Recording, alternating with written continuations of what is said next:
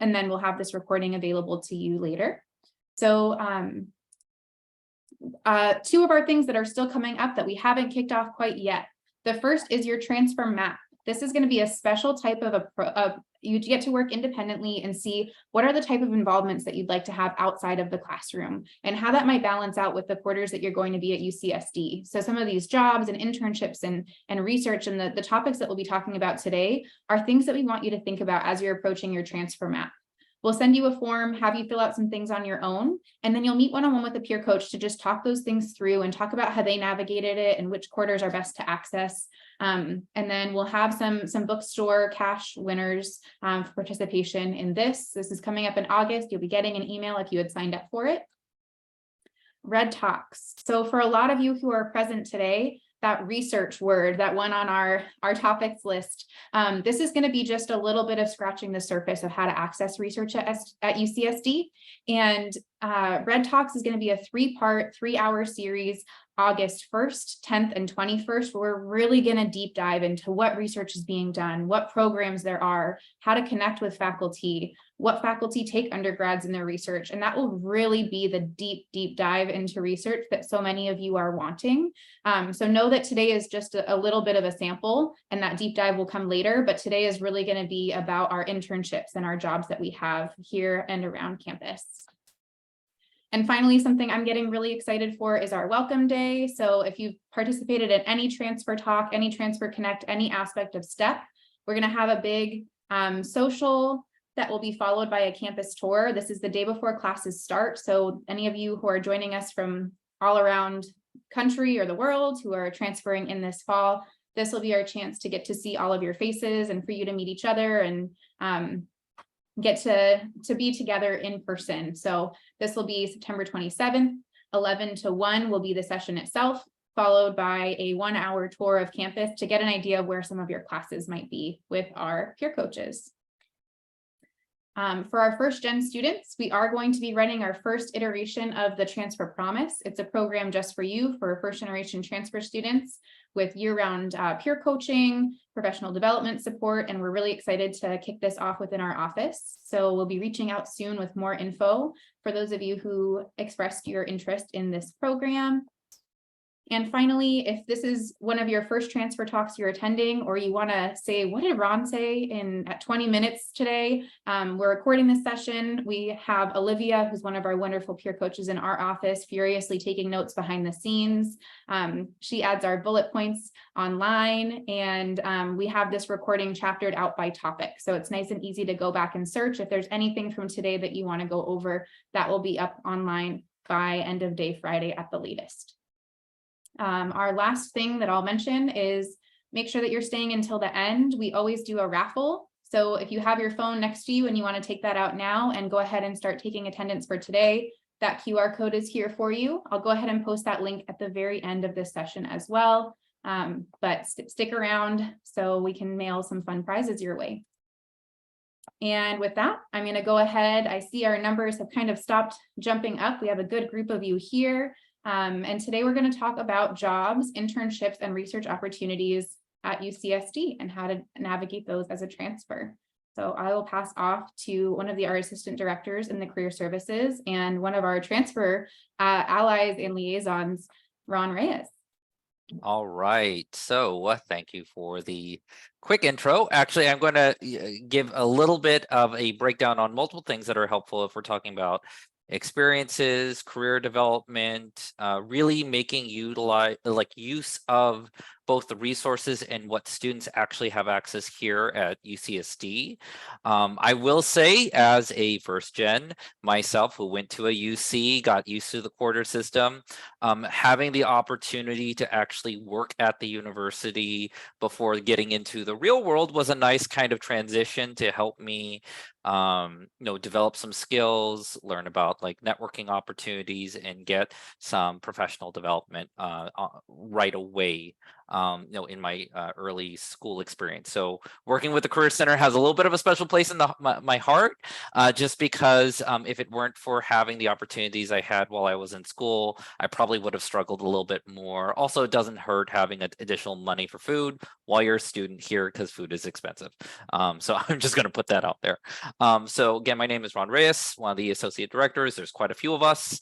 So just to give you a quick breakdown of some of the things we'll be talking about today, I'll just give a quick overview of who helps with what at the Career Center, because there's a lot of us. In addition to that, we'll go over the main differences between internships and micro internships, research considerations, student employment, additional resources, and Q&A. So just a quick breakdown of who we are at the Career Center. We are a bunch of career professionals who have various levels of experience with both industry and higher education. Really, our mission is to try and give you guys tools and access to resources, so hopefully you can have a more meaningful approach to both your professional and personal life. That's career and life development is kind of our key cornerstone of what we want to work on with students here. And usually that comes with our vision of really trying to transform the landscape of what it is like to be part of the workforce coming out of UCSD. And then I myself always wants to point out we do have an equity and diversity component in our mission, which is really to kind of develop and implement policies, programs, and practices that are both equitable, represented, but also provide students more access and eliminate barriers to finding experiences and opportunities to help you grow and develop. And I'm actually very passionate about that, and I'm very excited here at the Career Center. We actually have a whole committee that talks about advocacy and inclusion, and what does that look like from an EDI lens when it comes to career development and employment. So just to give you an idea, when I mean there's a lot of us, there is quite a few of us. So each one of our groups at the Career Center actually provide additional support and structure based around groups of study. So the reason why we break it up this way is because sometimes there's going to be a lot of crossover, not necessarily the same, but a lot of crossover with what are your interests and passions with what you're studying, and how do I kind of convert these things that I'm learning in school into accessible and usable material when it comes into the professional environment. So a lot of what we do is we kind of have these advisement sections within the Career Center that help target, based off of either major or student type of population. So for example, we have our arts and humanities non-STEM group. We have our STEM primarily STEM advisors. And then I belong to a more kind of subcategory that covers cross-disciplinary, which is our pre-graduate graduate group. So, my particular specialty is within primary health professions alongside my peer Jade. But as a pre-graduate advisement group, a lot of what we focus on is helping students who are getting all these different types of experiences, but then are also continuing to move on into graduate level coursework. Again, mine within the health professions. Marcy helps with those who are usually looking at master's and PhD in like non-healthcare professions. And then Jessica usually handles graduates looking at further education alongside while they're here as a graduate student at UCSD. So that's just a quick breakdown of where I am situated. If you want to hunt me down at the Career Center, you know what group I typically work with. And then my particular baby is HealthBeat. So when it comes to the Career Center, really what we think about is how do we develop your experience, and what are the opportunities for you to really get some understanding or work on professional development even while you're a student. So one of those big things that we get questions about all the time is, so I'm looking at internships or maybe micro internships. What are they? How do they work? What do they mean here at UCSD? What are the considerations for these opportunities that I will get access to? So a couple quick, clear definition things for internships and micro internships. They're similar but different. So the similarities really are that they are Opportunities, usually in a limited capacity to focus on a specific area of opportunity connected to either a type of industry or a type of work. That's usually how I like to initially start it.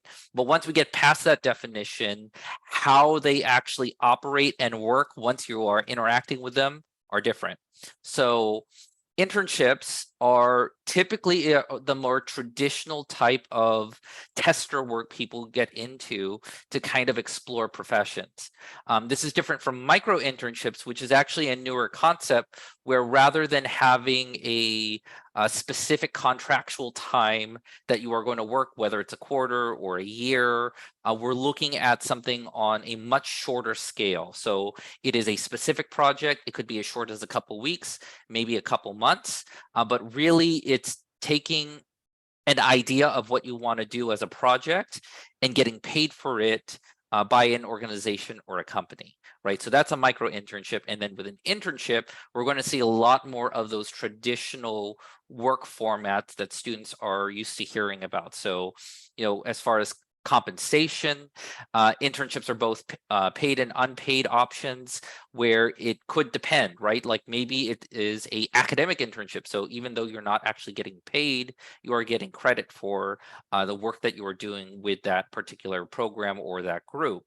Versus micro internship, because of the way it is set up, it is typically counted as paid consultant work where you're doing a specific task and trying to meet it within the confines of a deadline, right? So it's a very different kind of approach to getting some work experience, but both of them provide value to kind of understand maybe different parts of either a profession or a type of work and industry that you're interested in, right? So like micro internships, I like to think of it being able to dip your toes in the water without too much commitment, right?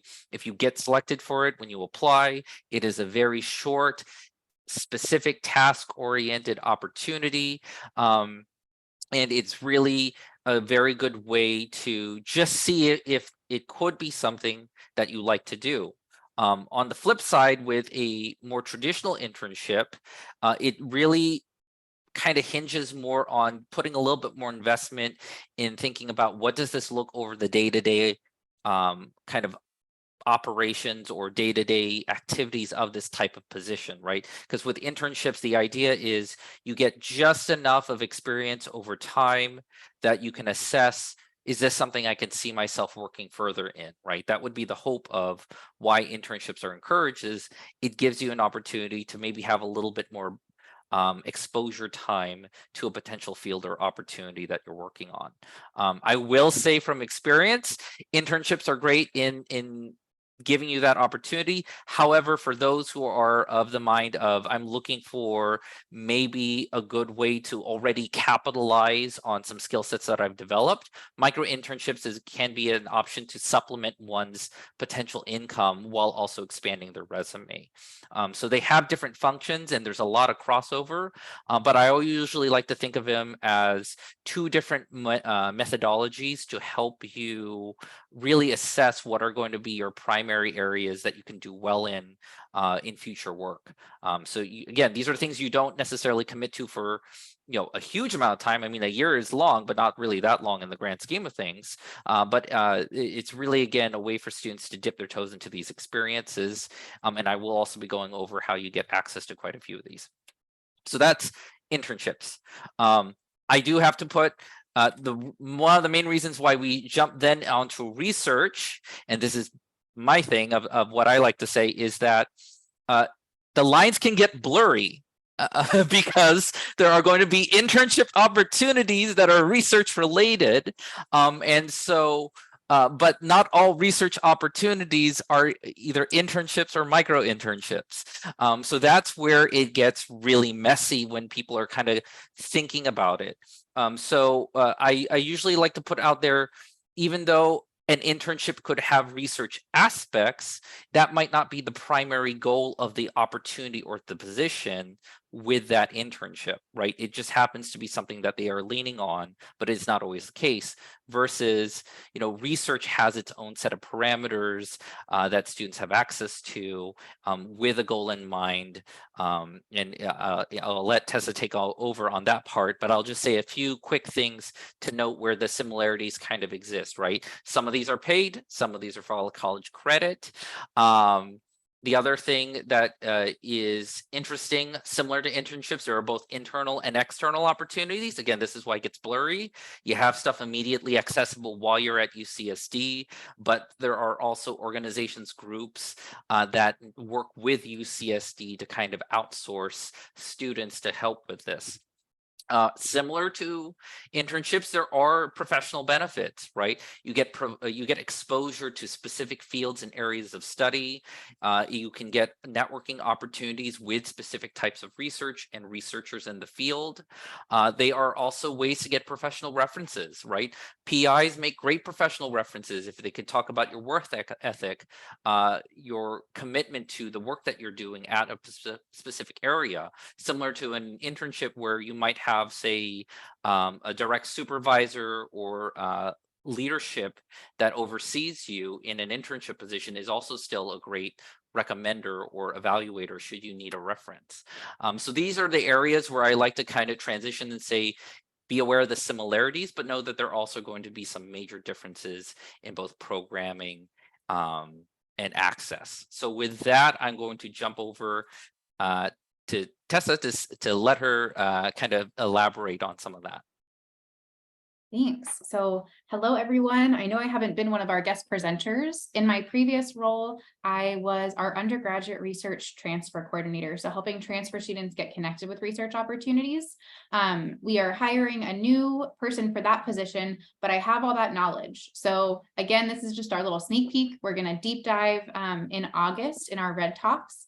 But I want to talk a little bit about how to connect with research in different avenues. I think the first thing that I want to make sure we're aware of is that research does not mean STEM. It doesn't mean you're putting on a white coat and going into a bio lab and you are doing science. Research at UCSD is so many different things. It can be in music. It can be in how we hear music and we anticipate that.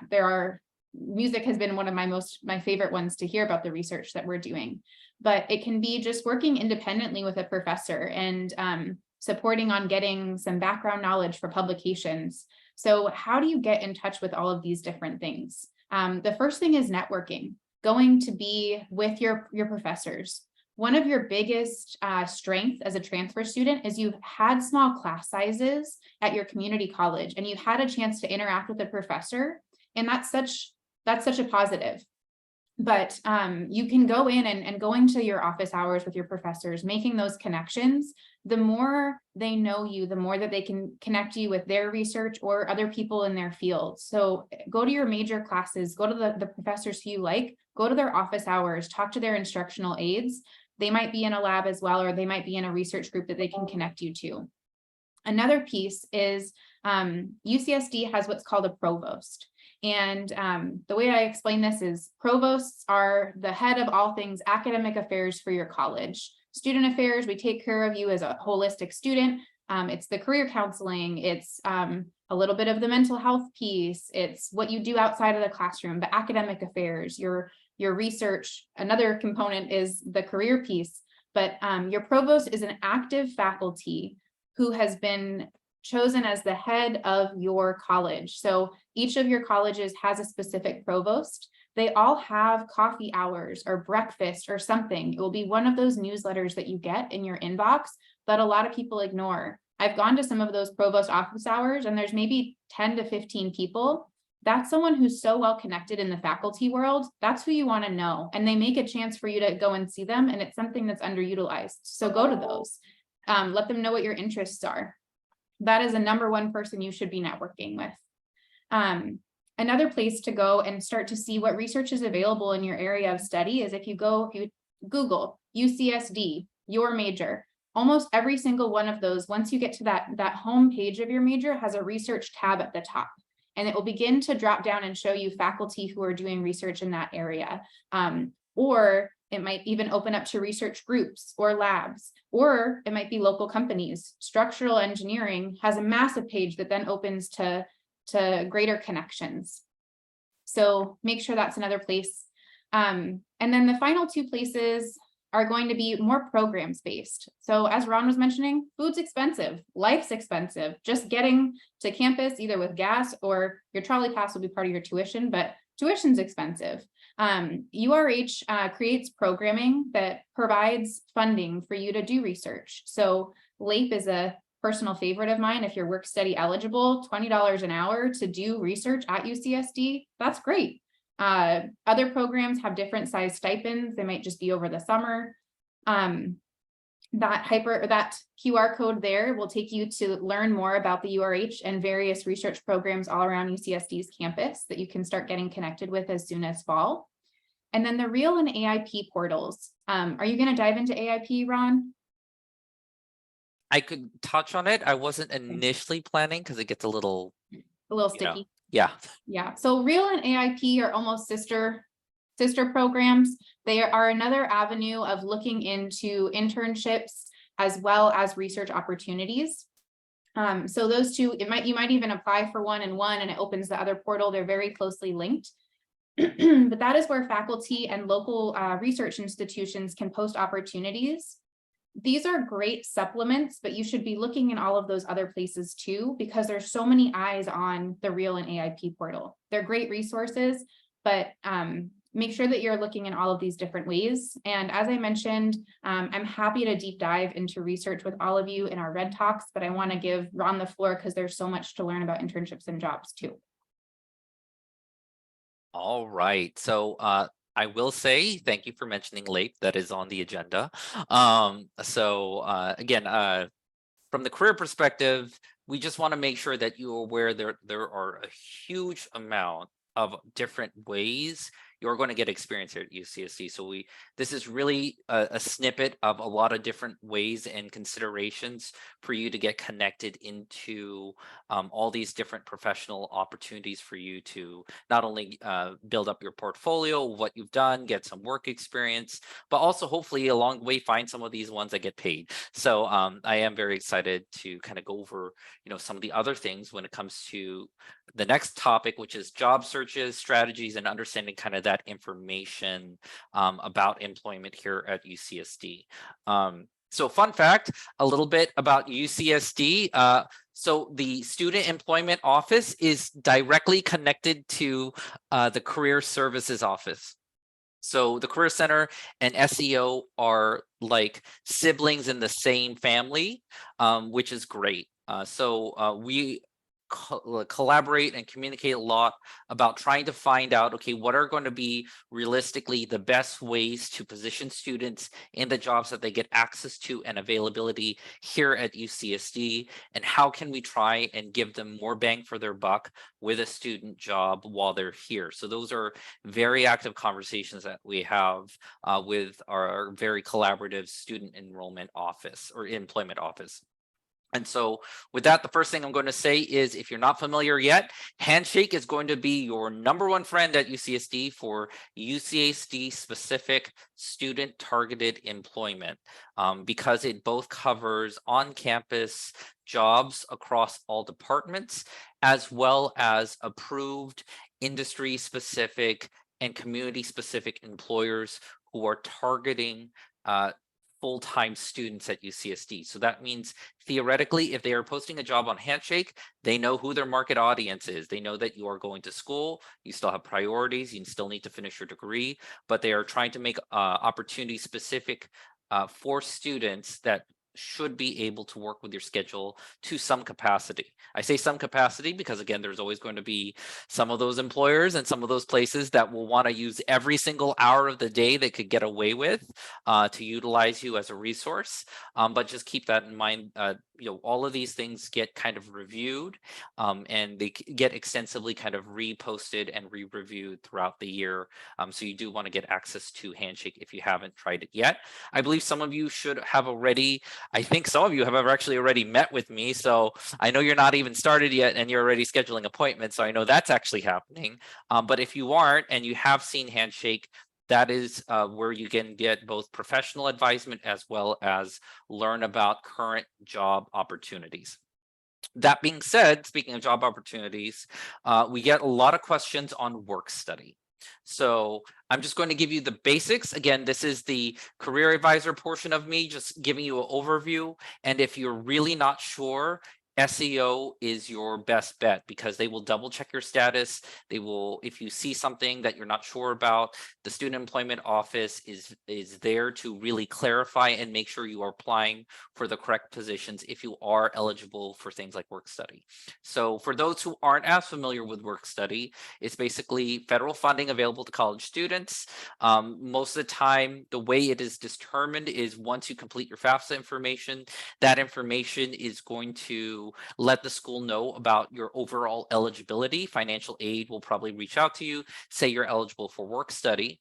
And then once you know you're eligible for work study because of financial aid's notifications, then you can start utilizing that funding to apply for jobs that are work study eligible. So it's not that they're just giving you guys money. They're saying if this particular student who's determined that they are eligible for work study is applying to jobs, there are specific jobs where you have to be work study eligible to get access to. So, it's more of a way to ensure that those who are eligible have targeted opportunities that are designed to help them. Sometimes we'll also even list a position that says work study eligible, saying that we understand that it's open to everybody, but really we would like it if more work study students would apply to this job because it's a good opportunity for them to use their benefits. So those are some basic things to think about and understand what is work study. Again, it's a status of eligibility for funding determined by your FAFSA and financial services that you can then use to help ensure that you can get some employment at UCSD. That doesn't mean it's guaranteed employment because you still need to apply, you still need to go through all of those processes. But as somebody who's eligible for work study, we would also say, if you're eligible and you're not sure, come to us at the Career Center. We'll look at the job postings together. We'll talk about, okay, this is something you're really interested in. Let's make sure we do everything we can because you're eligible for this benefit to use it while you're here. So that's what I'll say about initially understanding work study. And again, it's really straightforward. Most of the positions, whether they're on campus or off campus, are going to be posted through Handshake specifically for work study. You'll want to be prepared that usually they're going to interview you for a lot of these positions. And they will know that, if you are work study eligible, that's part of kind of your account review process to make sure that you are a student that is getting access to the right type of job. So they will double check that as a backup, and it might come up on interview. And then the other thing about work study is much like our positions in general, as a student, you're a full-time student. So the expectation is you're not going to exceed that 20-hour limit. Technically, I believe it's like 19.5, but we usually just say 20 hours. Do not go past 20 hours at all costs unless it's the summer. And then again, student employment will let you know if there's any wiggle room. But again, your first priority is to be a academically active full-time student. So all of these opportunities come with that understanding that we are not allowed to ask a student to go above and beyond that expectation. All right, so top 5 things to remember about work study.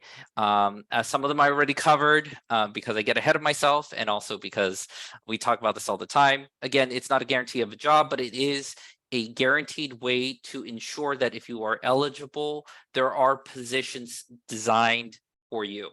Right? They're specifically targeted to say this is somebody who could really benefit from getting the experience and getting paid for it.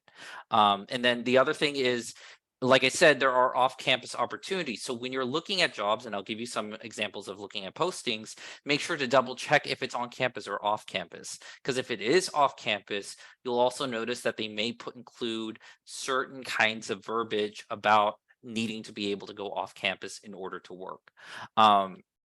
So The other question that we get is that, does this pay for my tuition? It does not pay for your tuition.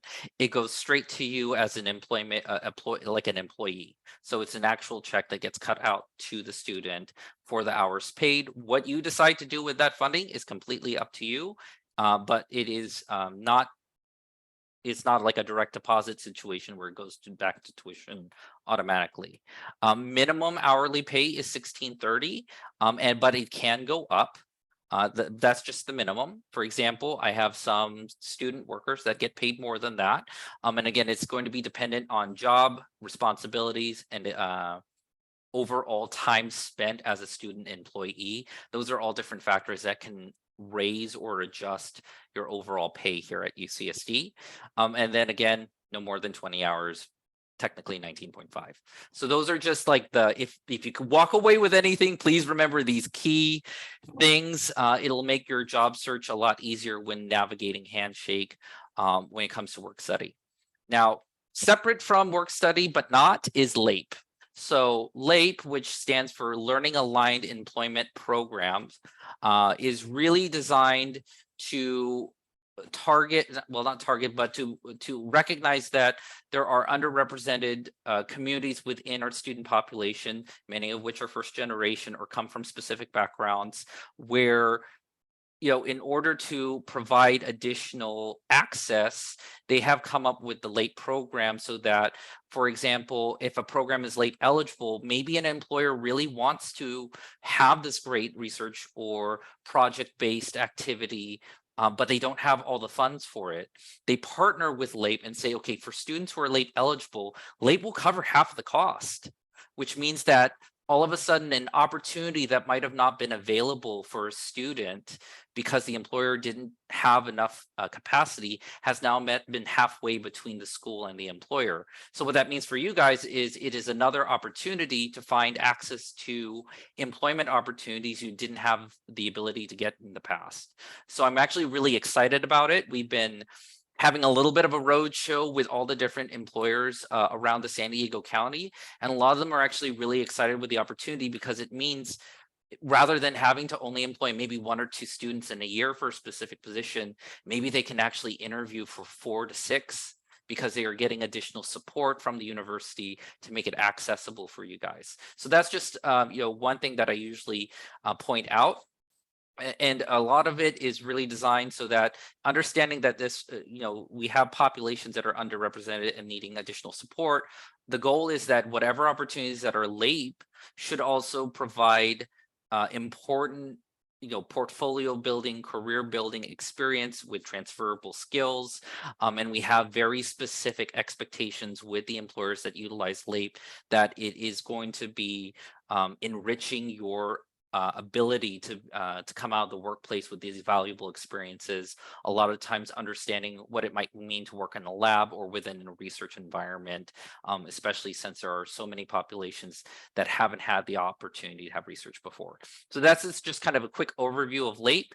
If you're not sure, again, we have a full section on the student employment side that breaks down some basic tips about LAPE as well as the application for it. So I won't dig too much into it, but just know it exists, and anybody who thinks remotely they might even be eligible for it should look into it because it is a very good opportunity. And once everybody knows it exists, because it's really been only fully active in the last year. So again, anything that's a good new opportunity, jump in while the going's good, because it starts to get a lot more traction after that. So with that, we're going to jump into actually looking for the job or internship or opportunity through Handshake. So this is just a quick kind of breakdown. It's not everything, but it's super easy, I swear. So you go in, you make your student account. Once you have your student account, which is partially created for you, you could just click on jobs when you're on the Career Center site for Handshake. From there, it should bring you up to the search feature for the jobs. So this is a really kind of easy part, is if there are keywords you want to put in, just put in the keywords as part of your search under your filters. And then there are even additional filters like full-time, internship, part-time, on campus. Again, those specific job related things that are important to you, like if it's a summer job or work study or LAPE, again, things that you're eligible for, you can actually include it in your search and it'll filter it out. So they'll say, okay, this person put work study and LAPE. We're going to try and prioritize maybe filtering those specific positions first on those opportunities. So that kind of comes up to the top for you with the search options. And then just to give you an idea, since these are student-based positions, you'll sometimes see, general categories of where the employment exists. So you might see something that is this is a lab assistant type job, or this is ITS or IT related. So that might be a student employee working with IT at UCSD. Health sciences always has positions, the library, the bookstore, housing and dining. There's always a ton of different departments looking, and they refresh these things very regularly because sometimes students' quarters change and they need to rehire mid-year. Sometimes they're going to post these opportunities early because they want to make sure coming into fall they have people ready for the job. So these are things just to keep in mind. You can kind of slice, dice, and filter for work opportunities with just the basic search filters for Handshake. Digging into that, usually students go, where do I look once I pull up the job to make sure it's something I'm looking for? So this is an example posting. It's kind of been sliced a little bit to fit on here, but some key things that I strongly recommend students immediately look into, just get in the habit of doing this. So first thing is look at the application deadline and the post date, right? So the reason I say that is application deadline, please don't miss it. They don't make any exceptions normally, unless for some reason they extend the deadline. The deadline is the deadline for a reason. So I always say double check the deadline, make sure you're going to give yourself enough time to apply. The other thing is sometimes you want to check the posted date. So the posted date for this particular job is June 15th. So say, for example, we're in July right now and the job closes in August, know that they might take a while to get to your particular resume because they're going to go in order of received normally. And you're going to have people that have already been submitting since June. So just be aware when you see the timeline of post and deadline, that is their cycle of collection, right? And where you land in that cycle of collection may affect how quickly you will hear back from that particular position once they get through all the applicants. So I always say it's good to look at those dates and times just to give yourself a heads up on what to expect with timing. Also, sometimes UCSD is a little slow to hire, so just be aware universities take longer to hire than traditional employers, so you might not hear something for quite a bit once the post is closed. Again, estimated salary is usually estimated. Actually, recently Handshake has been updated, so there should be a more detailed breakdown of the maximum and minimum salary, but they'll usually give you an estimated, and then somewhere on the posting, they're now required to have a full range. Keep in mind, though, with a student position, most likely the estimated is pretty close to what you're going to get. And the full range is really, for example, say somebody started working sophomore year. They may be going up in their range by the time they're in their senior year if they've been maintaining that same type of position, right? It'll be over a period of time. So it's not necessarily something that is super important to be aware of, but just note all the positions do have a range, but they try and give you, to the best of their ability, a guess of, based off of the type of student that's going to be applying, what they're going to get compensated. So besides that, you always look at the, oh yeah. Can I ask, well, I've seen 3 questions come in the chat specific to how long it takes for a Handshake account to be activated. This seems like about the right time to ask, so I hate to pop in, but. No worries. So if you haven't received an email yet, you probably should in the next month about your account being accessible. And technically speaking, as soon as the university says you have a Handshake account, you literally should follow whatever steps they send you. And what will happen is, yes, you have an account, but it's not complete.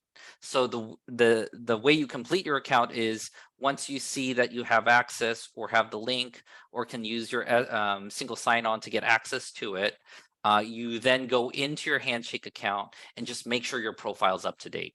So they will migrate your basic enrollment information into Handshake. And then once that basic information is migrated, you should be able to log in with, say, for example, your single sign-on. And then from there, to ensure that nothing gets filtered out, you want to make sure your account is up to date with your major, estimated graduation year, etc., and keep that as up to date as possible, because that helps the system recognize, oh, you're somebody who technically counts as a third year. These are things that the employer has specifically said we want to target third year students, right? Like whatever statuses you're in, you want to make sure you update it. I don't actually control that part, but from what I've seen, technically most of you should probably have access already. I would actually go to the Handshake website and see if you can log in with single sign-on if you might have missed the notification that you have access. Yeah. Hope that helps. As far as for the actual posting, again, double check the location. They usually will tell you where is it expected on site or off site. Another key thing, again, under qualifications is typically where we see anything that ends up being a strong filter for the job. So it also might be where you see work study or LAPE, for example. Will you either see it under qualifications or recommendations within the job itself? So one of the first things I jump to is I just double check, do a quick review of the qualifications, make sure if those specific statuses are listed on there, that I'm aware of that. Like, for example, if the job says work study only and you're not work study eligible, I'm sorry. And then the reverse, if you're looking for specific work study jobs and it doesn't list it, you can definitely still apply, but it might not be fully utilizing your work study benefit if it doesn't list that as an opportunity there on the job posting. I will say from experience, SEO is doing a very good job of trying to encourage as many opportunities that are based around work study being available. So there is a higher probability of work study eligibility than not, from what I've seen with a lot of these postings. And then the other thing to note that they always strongly recommend students take into consideration is the approximate hours and expectations of when to work. This particular position, very fortunate, it's Monday through Friday. Not all of them are like that. So I always say just be aware of what they put on the approximate hours of the week and what those expectations are before you sign up for the job, just to make sure. I'll give you an example. I was a UC tour guide back in the day. I won't say how many decades ago, but I was. And my job posting included Saturdays as part of the listing. So I knew right off the bat, oh, there are going to be some days I'm just going to be, hauling 30 people around campus for 2 to 4 hours on a Saturday, and that's expected of me. So just be aware of those types of time constraints and expectations with any of these job postings that become available. And then another thing is, if you see the start date and the start date is really quick, they're hoping to move fast on it. So hopefully you are applying earlier than later if you see the start date is really close to when they have the close date for the application. So that's just another tip that I have when you're looking at these postings to kind of help navigate and make sure you're getting the most out of reviewing these opportunities. And then as far as once you do click on apply, they are going to ask you for key documents, right? So those key documents are typically going to be your resume. If they do have other required documents, oftentimes they'll be like, please give us a screenshot or an upload of what your current schedule looks like, because we need to know how we're going to fit you in your hours during your academic year to make sure that it's going to be okay. What if there are specific hours that you have to cover, or that position has to cover, but your main lectures are at the same time? They're probably going to let you know that, or say, due to your scheduling, it might not be the best fit for you, ahead of time. Or they might use that as an indicator of, if we're hiring for 4 positions, hopefully we're going to hire students with different schedules from each other so that we get coverage throughout that time in the week. So these are, again, things that they will be expecting of you. And other times they might also look for things like cover letters, as well as any other reference documents that they could be asking you. So always double check the details when you go to click apply, and see what areas they are going to ask you to provide, and be ready to provide those before finishing your application. And then the reason why the Career Center usually takes a very big interest in how you guys are being employed at UCSD is because as part of the Career Center, we look at NACE competencies, which are widely recognized competencies across the nation for career professionals. And so a lot of what we do is we try and encourage those doing the work here at UCSD to be aware of what are these competencies, because it's going to help you once you do apply into the workplace. So are there going to be aspects to show readiness in the market? So with the jobs that you're doing, is there any opportunities for you to highlight, work on, or get experience in career and self-development, leadership, communication, professionalism, critical thinking, teamwork, equity and inclusion, technological or analytical skills, right? Like these are things that we want to make sure that you're thinking about as you get work experience. And it's also something that when you are applying to these jobs, if you have any of these at any level that you can highlight, talk about it in your job applications, so that the reviewers know that you're thinking about how do I position myself professionally and give them a good idea of what are maybe some of my strong points.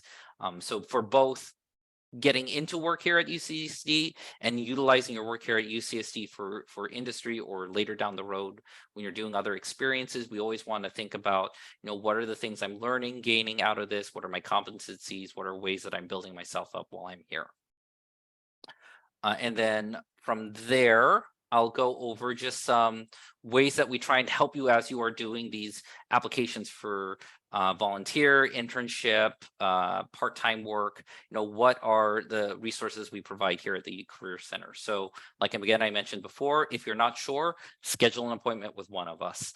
A lot of us do one-on-one appointments where we do resume review, job search, professional development. We do a lot of appointments around, okay, let's talk about the specifics of, I want to get into a specific area and field, but maybe my major doesn't seem like the obvious choice. That's okay.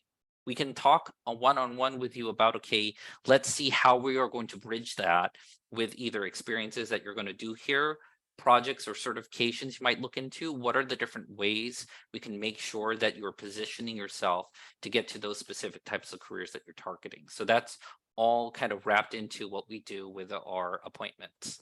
As far as virtual career fairs, we also are going to have back finally from the pandemic a in-person career fair in the fall, but we're also going to be doing virtual career fairs throughout the year. We usually have about 15 career fairs in the year for you guys. So please, please, please keep an eye out on that.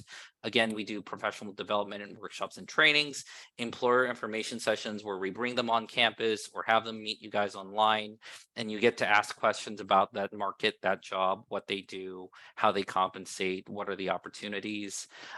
We host on campus a lot of times opportunities to actually interview with employers while you're on campus. So that's something that we always do and try and incorporate in the year. And then besides that, we have an extensive amount of online resources. So just to give you an idea, we have, with those online resources, we have a career channel YouTube. We have a career readiness passport, which we're hoping to launch in the upcoming winter. It actually should say like winter 2024. And then we also have a podcast that has a lot of different industry specialists that get interviewed and talk about major topics in related industries. So those are some of the resources, and really what we're trying to do is, have the Career Center be kind of a central hub for you to find all sorts of different opportunities to have professional development. So with that, I'm just going to go over some very quick basics. We probably won't have a lot of time to cover it, but I'm just going to say, please review the resources on step-by-step how to do a resume if you're not familiar, or if you want tips directly from the Career Center, we actually will walk you through it. And some of these are going to be very obvious, but some basic tips are make sure it's a digestible resume, right? Short, concise, clear verbiage. 2 pages is great. If you don't have a lot of experience, 1 page is perfectly fine.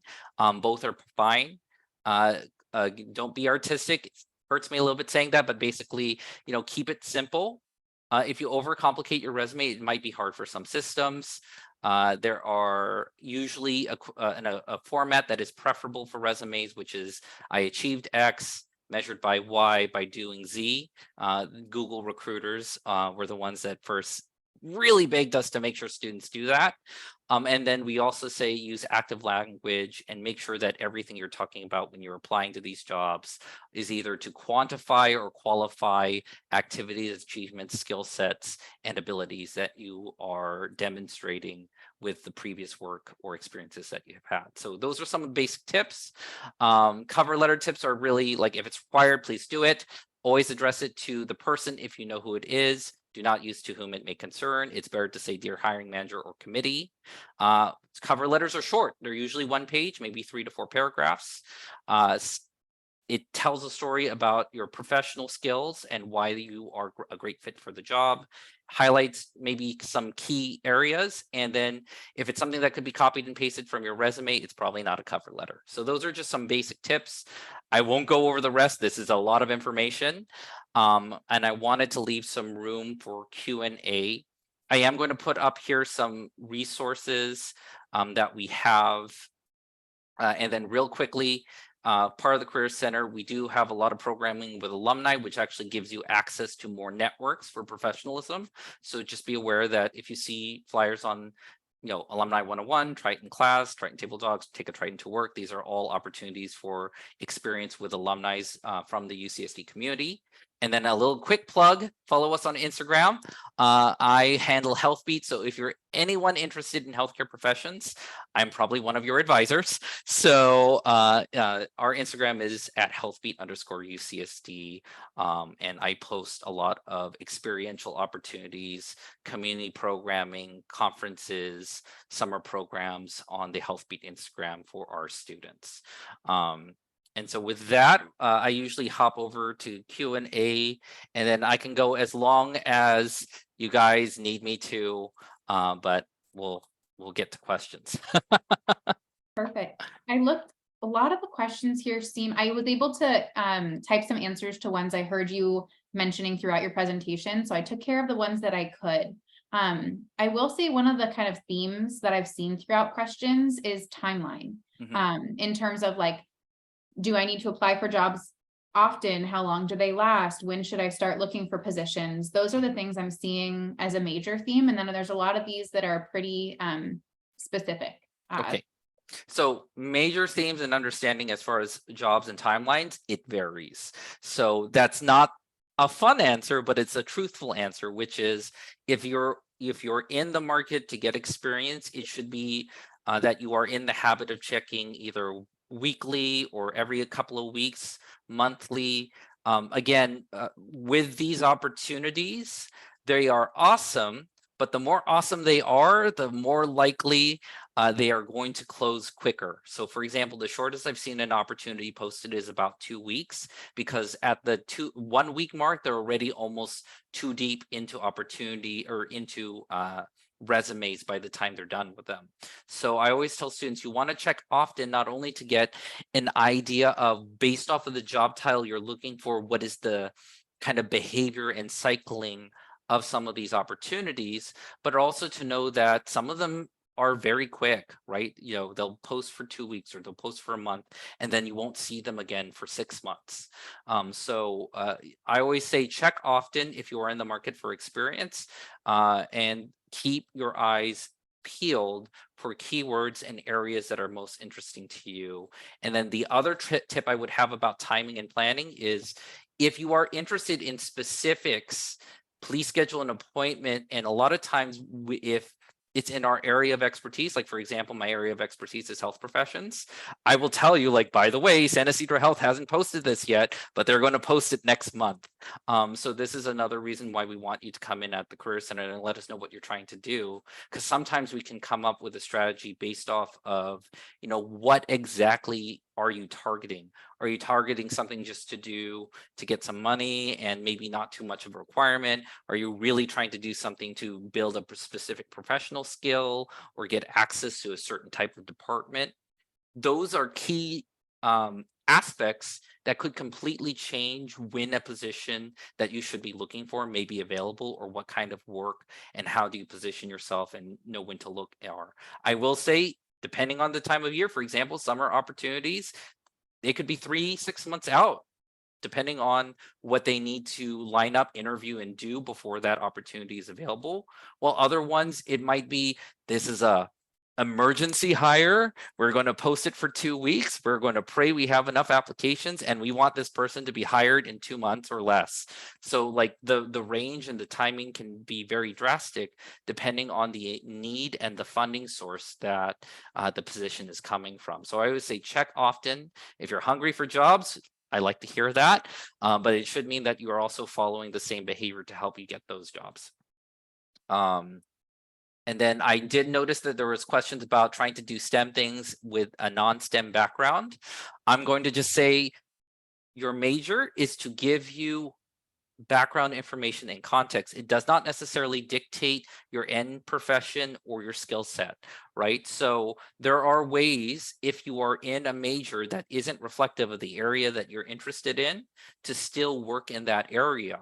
But then I would be looking at, what are my on-campus opportunities to get experience, whether it's an internship, a micro internship, a project, a research project, a design thinking lab that's available on campus. These are all different ways to give you the skill sets you need to then align yourself with maybe that particular job. I'll give you one quick example. We have this game that we sometimes play during orientation, which is guess my major, and it's a bunch of alumni with very specific jobs with completely different majors than you would expect.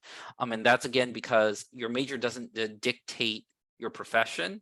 It just gives context to skills that you're starting out with, and then everything else in between your major and your job is really what you've developed over a period of time to position yourself there. I am going to just share my screen to give that attendance link in case I want to be mindful in case folks have to leave, but I'll keep the Zoom open. So if you have questions still burning, we can still give time to those in the chat. I'm just seeing a couple people drop off, so I want to make sure that you have a chance to enter our raffle. But we will keep the Zoom open, get your questions answered. I'll just kind of carry through with our last things that we need for business, but have back end things going as well. So I'll share that. I'll share my screen so y'all can see the QR code. I also just posted that link in the chat, so make sure you get those in those next couple of seconds so we can do our spinning wheel of names. And keep those questions coming. We are not closing that chat for you. I'm going to try and see, hopefully. Will I be notified about these opportunities? It depends. If you are updating your Handshake profile very well, and it is an opportunity, say, designed to target psych majors or engineering majors or what have you, Handshake will notify students, assuming that you go in and make sure you turn on your notifications option and have your student account up to date. So that would be, yes, you are notified, assuming that you make sure that you have all the correct information in the system.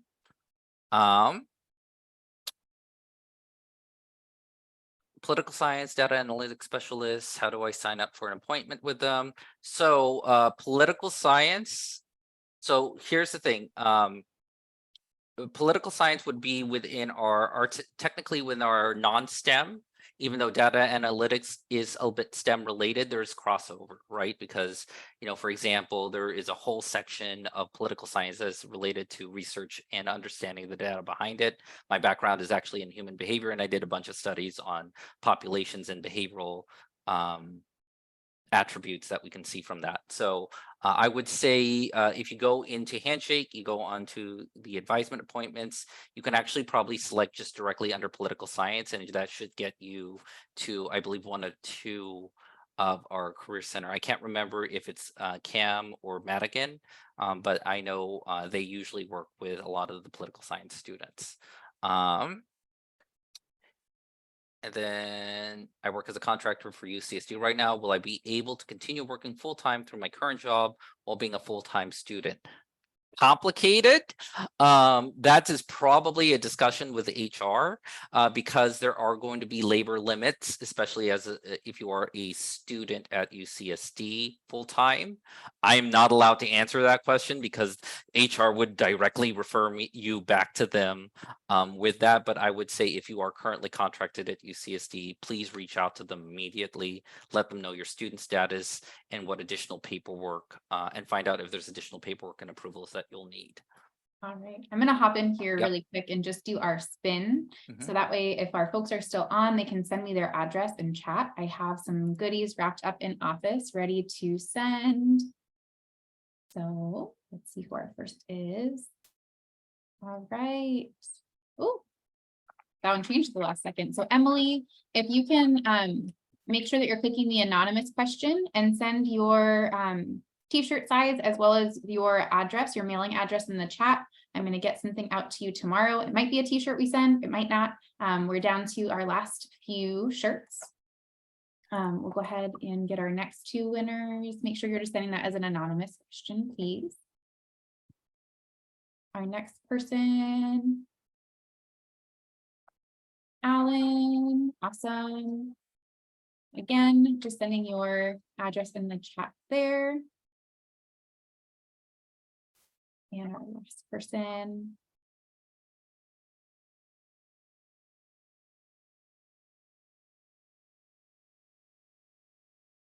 And John, all right. So I'll get those things mailed out tomorrow. I'm on campus. If you can either, I can shoot you an email if I don't get a note here, but we look forward to sending those out. I will go ahead and stop sharing my screen, but open our poll so we have that going as well. And then again, we are here, we are answering questions to make sure that you're leaving with anything that you mentioned. All right, let's see here. Trying to go through as best as I can. How do I get an appointment with a career specialist? Again, handshake. There's an option to select based off of either profession or major. Go ahead and click on that, and then it should generate appointments. If you don't see anything right away, they might have gotten booked for the week or 2 weeks out, depending on which one you're talking about. But in general, we usually have appointments fairly available over the summer, and then it gets crazy during the school year. So if you have access to Handshake, you log in, make sure your account's fully up to date. You go in and click on making the appointment, and you'll want to look for your major. And then from within your major, it should give you a menu of appointment availability, and then you can kind of select from there. And then for the equity inclusion part of the Career Center, what does that include? Are they able to assist people who have disabilities who want to pursue career? Yes. So I'll say as one of the committee members on our advocacy and inclusion group, we do everything from specific topics that are kind of hot topics with providing additional accessibility and needs for students pursuing their career. A lot of it also is having additional attention paid when we're doing our appointments with students to know and find out what exactly are their needs and how are they navigating those kinds of challenges. We've also had different programming in the year where we'll do things like, for example, as an employer in the state of California, HR is going to tell you what they can and can't ask you in on an interview, and what are some maybe things to recognize when an employer is not appropriately understanding your needs, right? And how do you disseminate, or how do you navigate or kind of navigate through those challenges? We do different targeted programming throughout the year, and a lot of times that's going to be in concert with one of the other resource centers on campus, or CAPS, or any number of our partners on campus. We usually do a lot of collaborative programming around addressing those topics to various populations that need additional support when it comes to professional development. Let's see here. Where's the Career Center located on campus? Right across from Target. Super convenient. Sometimes too convenient if you're working at the Career Center. But like where Target is, if you're down on Library Walk, you just turn and look opposite and go slightly over, and the Career Center is right there. We will also be having an open house and be sending out information, and I'll probably also be sending it out to my friends at the transfer hub so that they know when to let you guys have access. I'm actually running a special in-person orientation on the 27th for any transfer students that are also health professionals. But yeah, we're right across the campus from Target, right on Library Walk, just a little bit of ways from the Price Center. I'm trying to think, did I miss any? Do you have any recommendations for UI UX? Might want to talk to Lisa at the Career Center. She has a lot of opinions on that. But that's not my particular area of specialty, but I would definitely schedule an appointment on that one. What do they put as their education level within Handshake? So typically that should be things like second year or junior standings, senior standings, or estimated graduation timeline. So there should be like, I will probably graduate by this date, and then the system kind of figures out, oh, okay, you're probably in, third year standings. I think you got through all of them. Woo, awesome. Nice. Well, Try. All right, I think, are we good? We are good, yes. Awesome. And you can keep reaching out to the Career Center. They have an email on their page as well. So if you have another question that comes to you in a few weeks, know that that is an option for you. And we're so grateful that you all hung out. Thank you, Ron, for all your wonderful knowledge. Of course, glad to help, and hopefully we'll see you guys around on campus. Check out Tuesday, week 0. We're doing a Career Center open house 10 to 2. If you're around, feel free to drop by. It'll probably be crazy because last year we had like 400 students show up. So, but feel free. We want to make sure that you guys know that we're here and that we're doing the best we can to help you all out. Good. Bye, everyone.